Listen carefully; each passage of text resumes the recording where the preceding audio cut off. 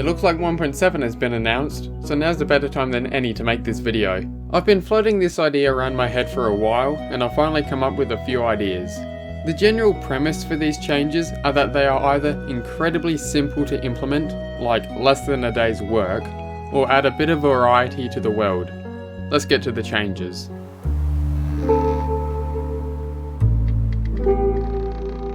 I've had this idea since the first time I played Stardew Valley, and it was the catalyst for this video. Willie is the valley's local fisherman, who's been fishing for the majority of his life, and when he gives you his old rod on day 2, you can already cast further than him at level 0 fishing. I feel that if Willie was able to cast at a level 7 or 8 distance, this would show how he is a better fisherman than the player at the start of the game. And this would allow for the player to feel a bit of pride when they're able to surpass him in the casting distance, showing how far they've progressed in the skill.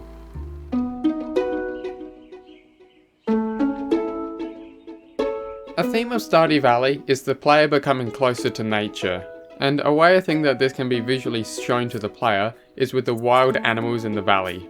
Currently in the game, the wild squirrels, rabbits and birds flee from the player when they approach. I think it would be cool that as the player gains farming levels, they can get closer to the animals before they flee, and with the max level, they no longer fear you and you're able to walk right up to them. Like how in real life you're able to gain the trust of animals over time.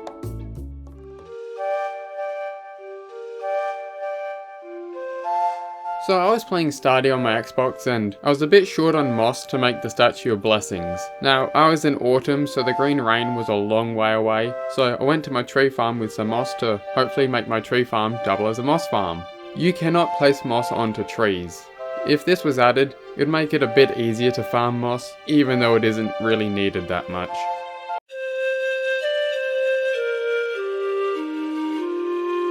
Once you marry someone, they just stay at your house for the rest of time. This stops any progress your spouse could have in their life because now they mainly talk about helping you on your farm or cooking you food, and all their interests are now mainly limited to their little area outside. If they're able to go back to their old schedule or leave their house for a couple of days a week, this would make them feel more like people again.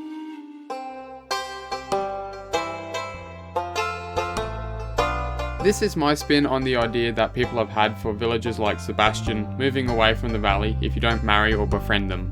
At the start of year 3, non-shop owning villagers are able to leave the valley for a week to a season with a pause on friendship decay. For example, Sam, Sebastian and Abigail could leave for a week to play music in Zuzu City, Demetrius could leave for a season on a research trip, or Jazz, Vincent and Jody could go for a school holiday. I'm saying Jody here because Marnie owns the shop, but I guess you could probably join if you bought that book that lets you buy from a shop.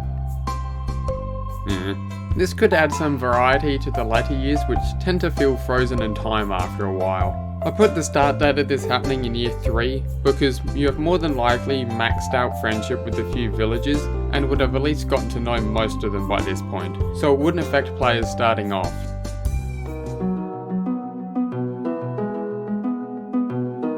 So there are my ideas. Let me know what you think of them in the comments below, and why not put down some of your own ideas. Don't know when I'll be able to make my next video.